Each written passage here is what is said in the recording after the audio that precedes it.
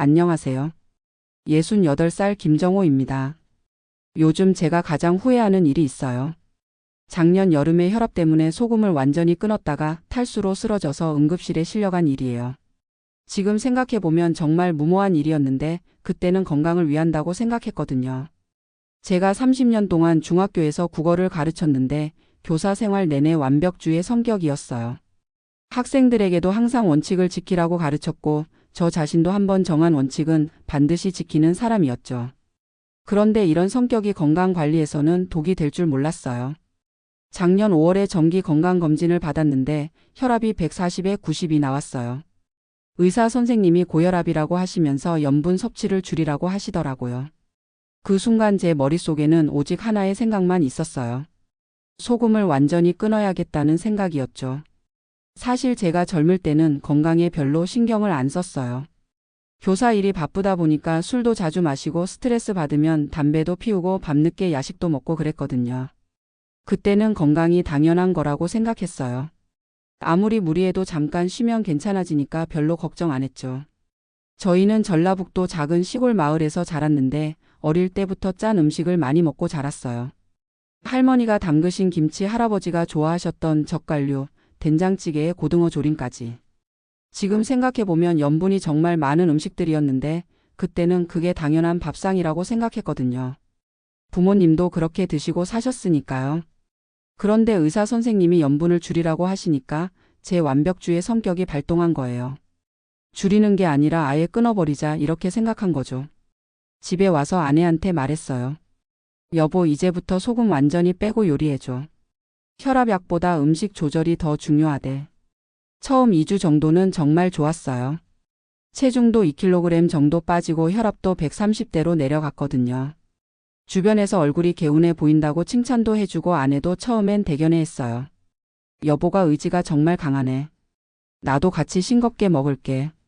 이렇게 말하면서 격려해줬죠. 그런데 아내가 점점 걱정하기 시작했어요.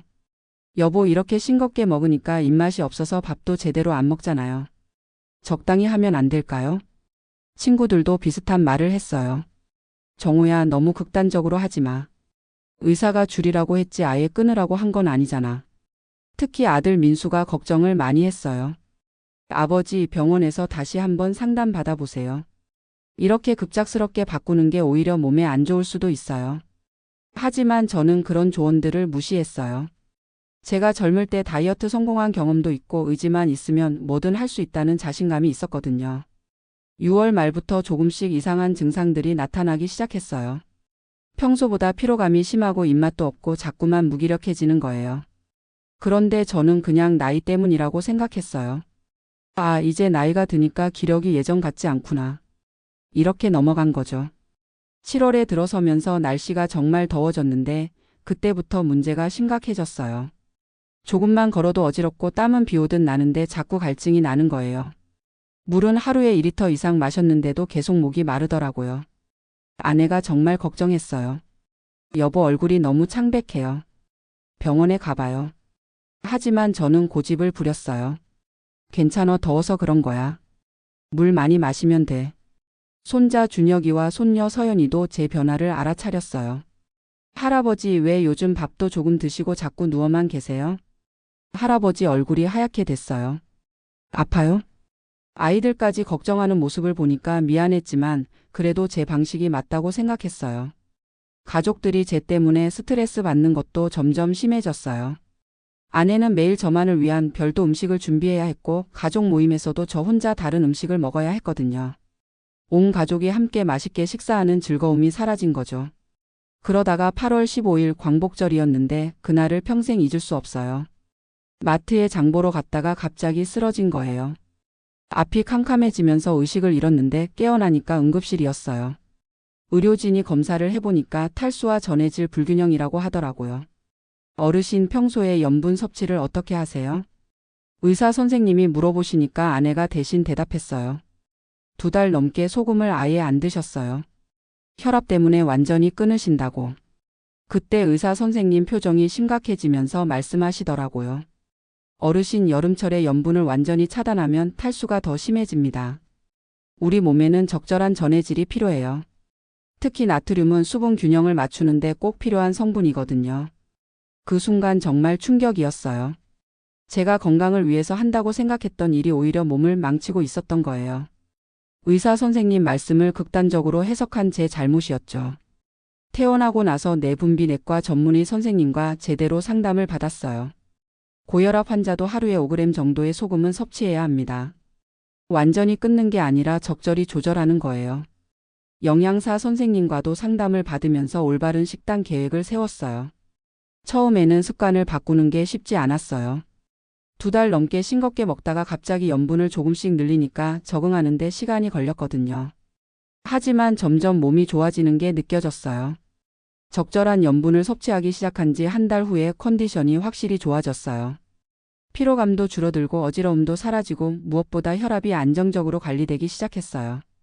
가족들도 안도의 표정을 지었죠. 그때 깨달은 건 완벽주의와 극단적 사고가 얼마나 위험한지였어요.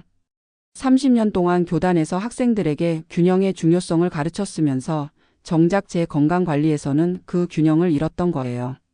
전문가의 조언을 올바르게 해석하는 것도 정말 중요하다는 걸 뼈저리게 느꼈어요. 이제는 규칙적으로 혈압을 측정하고 기록해요. 적절한 운동도 하고 염분 섭취도 하루 5g 정도로 조절하면서 스트레스 관리도 함께 하고 있어요. 여름철에는 특히 수분과 전해질 보충에 신경 쓰고 있고요. 가족들에게 정말 미안했어요. 여러분들이 걱정해 주시는 말씀을 무시하고 고집부린 제가 잘못이었어요. 아내는 웃으면서 말하더라고요. 이제 같이 맛있게 먹을 수 있어서 좋아요. 요리하는 재미도 다시 생겼고요. 요즘에는 손자 준혁이와 손녀 서연이와도 활발하게 소통해요. 할아버지 이제 얼굴에 생기가 돌아요. 할아버지 같이 밥 먹으니까 더 맛있어요. 아이들의 이런 말을 들으면 정말 뿌듯해요. 6개월이 지난 지금 혈압은 125에 80 정도로 안정적으로 유지되고 있어요. 균형 잡힌 식생활과 적절한 염분 섭취 덕분에 전반적인 건강 상태도 많이 좋아졌고요. 무엇보다 가족과 함께하는 식사 시간이 다시 즐거워진 게 가장 큰 수확이에요. 이 경험을 통해서 건강관리는 균형이 가장 중요하다는 걸 깨달았어요. 극단적인 방법보다는 꾸준하고 지속 가능한 관리가 훨씬 효과적이라는 것도요. 그리고 전문가와의 소통이 얼마나 중요한지도 배웠어요. 주변에 저와 비슷한 고민을 가진 분들이 많더라고요.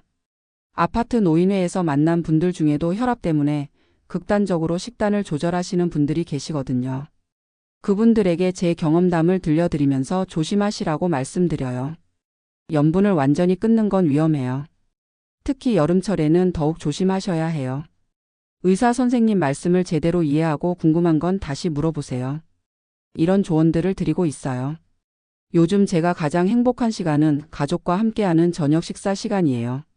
아내가 정성스럽게 준비한 음식을 적당히 간이 된 상태로 맛있게 먹으면서 손자, 손녀들과 하루 있었던 일들을 이야기하는 시간이죠. 건강도 지키면서 가족과의 시간도 즐길 수 있어서 정말 감사해요. 돌이켜보면 교직 생활에서 가장 중요하게 가르쳤던 게 균형이었어요. 공부와 놀이의 균형, 개인과 공동체의 균형, 이상과 현실의 균형. 그런데 정작 제 건강관리에서는 그 균형을 잃었던 거죠.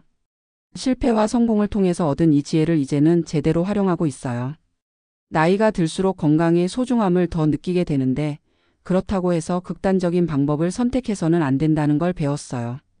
건강한 노후를 위해서는 무엇보다 균형 잡힌 관리가 중요하거든요. 혹시 저처럼 혈압 때문에 고민하시는 중년 이후 분들이 계시다면 꼭 기억해 주세요. 염분을 완전히 끊는 건 절대 답이 아니에요. 전문가와 충분히 상담하시고 적절한 수준에서 조절하는 게 가장 좋은 방법이에요. 특히 여름철에는 더욱 주의하셔야 해요. 땀으로 빠져나가는 염분과 수분을 제대로 보충하지 않으면 저처럼 탈수로 쓰러질 수 있거든요. 건강을 위한다고 하는 일이 오히려 건강을 해치는 일이 될 수 있어요. 그리고 가족의 걱정과 조언에 귀 기울이세요. 저는 아내와 아들의 걱정을 무시했다가 큰 위험에 빠졌거든요. 가족들이 가장 가까이서 우리 변화를 지켜보는 사람들이니까 그분들의 말씀을 소중히 여기시기 바라요. 무엇보다 건강관리에서 가장 중요한 건 극단적인 방법이 아니라 꾸준하고 지속 가능한 방법이라는 걸 꼭 기억해 주세요. 한 번에 확 바꾸려고 하지 마시고 천천히 점진적으로 개선해 나가시는 게 훨씬 안전하고 효과적이에요. 지금 저는 매일 아침 혈압을 재고 하루 염분 섭취량을 체크하면서 건강 일기를 쓰고 있어요. 3개월마다 정기적으로 병원에서 검진도 받고 궁금한 건 바로바로 의료진에게 문의하고 있고요. 이런 꾸준한 관리 덕분에 건강도 좋아지고 마음의 평안도 찾을 수 있었어요. 가족과 함께하는 건강한 삶이 얼마나 소중한지 이번 일을 통해서 정말 뼈저리게 느꼈어요. 혼자만의 고집과 완벽주의보다는 가족과 함께 소통하면서 균형 잡힌 건강 관리를 하는 게 훨씬 좋다는 걸 깨달았거든요. 앞으로도 계속해서 이런 균형 잡힌 건강 관리를 유지하면서 가족들과 행복한 시간을 보내고 싶어요.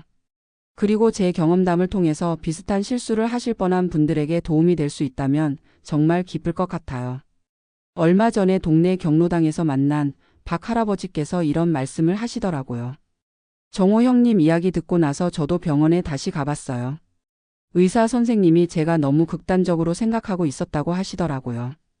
이런 말씀을 들으면 제가 겪은 고생이 헛되지 않았다는 생각이 들어요. 요즘에는 건강 관련 정보들이 인터넷에 너무 많잖아요. 그런데 그 정보들을 맹신하지 마시고 반드시 전문의와 상담을 받아보시기 바라요. 특히 저처럼 완벽주의 성향이 있으신 분들은 더욱 조심하셔야 해요. 좋다는 건 무조건 과하게 하려고 하는 경향이 있거든요. 저희 며느리 지영이가 어느 날 이런 말을 하더라고요. 아버님, 요즘 드시는 모습 보니까 정말 보기 좋아요. 아이들도 할아버지랑 밥 먹는 시간을 제일 좋아해요. 이런 말을 들으니까 정말 뿌듯했어요. 건강도 챙기면서 가족들과의 관계도 더 좋아졌거든요. 지난주에는 손자 준혁이가 학교에서 숙제로 우리 가족의 건강 비법이라는 글을 써왔는데 거기에 제 이야기도 적어놨더라고요. 할아버지는 혈압이 높으셨는데 너무 극단적으로 관리하다가 병원에 가셨어요.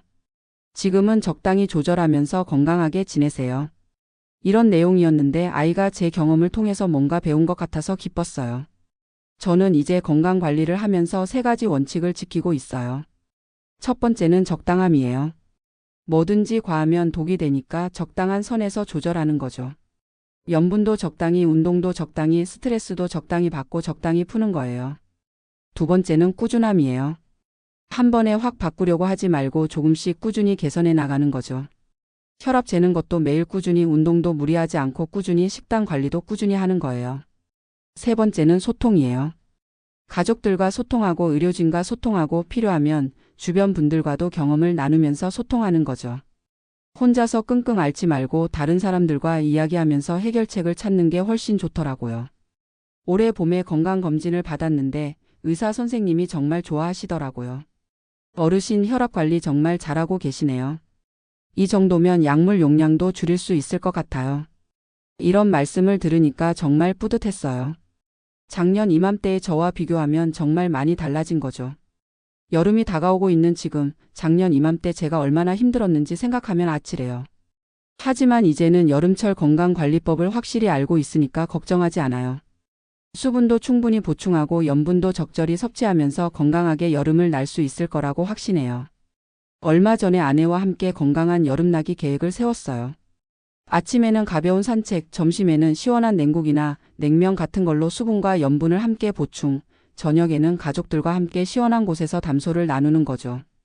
작년에는 상상도 할 수 없었던 계획들이에요. 지금 제가 가장 감사하게 생각하는 건 2번째 기회를 얻었다는 거예요. 만약 그날 마트에서 쓰러졌을 때 더 큰 문제가 생겼다면 어떻게 됐을까요? 다행히 큰 후유증 없이 회복할 수 있었고 올바른 건강관리법도 배울 수 있었어요. 그리고 이 경험을 통해서 가족들과의 관계도 더 좋아졌어요. 제가 아팠을 때 얼마나 걱정해 주시고 돌봐주셨는지 정말 감사했거든요. 특히 아내가 매일 병원에 와서 간병해 주시고 퇴원 후에도 건강관리를 도와주시는 모습을 보면서 고마운 마음이 더 커졌어요. 아들 민수도 그 일 이후로 더 자주 연락하고 안부를 물어봐요. 아버지 혈압은 어떠세요? 약은 잘 드시고 계시죠? 이런 관심과 사랑을 받으니까 건강관리에 대한 의욕도 더 생겨요. 손자, 손녀들도 할아버지 건강에 관심이 많아졌어요. 준혁이는 가끔 할아버지 오늘 혈압 몇이에요? 라고 물어보고 서연이는 할아버지 싱겁게 드시면 안 돼요 라고 챙겨줘요. 이런 모습들을 보면 정말 사랑스럽고 고마워요. 요즘에는 건강관리를 하면서도 삶의 즐거움을 놓치지 않으려고 노력해요. 가끔은 가족들과 외식도 하고 친구들과 여행도 가고 새로운 취미 활동도 시작했어요. 건강관리가 삶의 전부가 되어서는 안 된다는 걸 깨달았거든요. 얼마 전에는 아내와 함께 요리 교실에 다니기 시작했어요. 저염식 요리법을 배우면서 맛있게 먹을 수 있는 방법들을 익히고 있어요. 처음에는 어색했는데 지금은 요리하는 재미에 푹 빠져 있어요. 그리고 동네 걷기 모임에도 참여하고 있어요. 비슷한 나이대의 분들과 함께 운동하면서 건강 정보도 나누고 서로 격려도 해주고 있어요. 혼자서 하는 건강관리보다 함께하는 건강관리가 훨씬 효과적이고 재미있더라고요. 이제 정말 마지막으로 말씀드리고 싶은 건 건강은 혼자만의 문제가 아니라는 거예요. 제가 건강하지 못하면 가족들도 힘들어하고 반대로 제가 건강하면 가족들도 행복해하거든요. 그러니까 자신을 위해서라도 가족을 위해서라도 올바른 건강관리를 하시기 바라요. 혈압 때문에 고민하시는 분들께 정말 간곡히 말씀드려요. 염분을 완전히 끊는 극단적인 방법은 절대 선택하지 마세요. 특히 여름철에는 더욱 위험해요. 전문의와 상담 받으시고 가족들과 상의하시면서 균형 잡힌 관리 방법을 찾으시기 바라요. 그리고 무엇보다 급하게 생각하지 마세요. 건강 관리는 마라톤이지 단거리 달리기가 아니거든요. 천천히 꾸준히 즐겁게 하시면 분명히 좋은 결과가 있을 거예요. 저는 이제 제 경험을 통해서 많은 분들에게 도움이 될 수 있어서 정말 보람을 느끼고 있어요. 실수를 통해서 배운 교훈들을 혼자만 간직하지 않고 나누면서 더 많은 분들이 건강하고 행복한 노후를 보내실 수 있기를 바라요. 오늘도 가족들과 함께 맛있는 저녁을 먹으면서 작년 이맘때의 제 모습과 지금을 비교해보니 정말 감사한 마음이 들어요.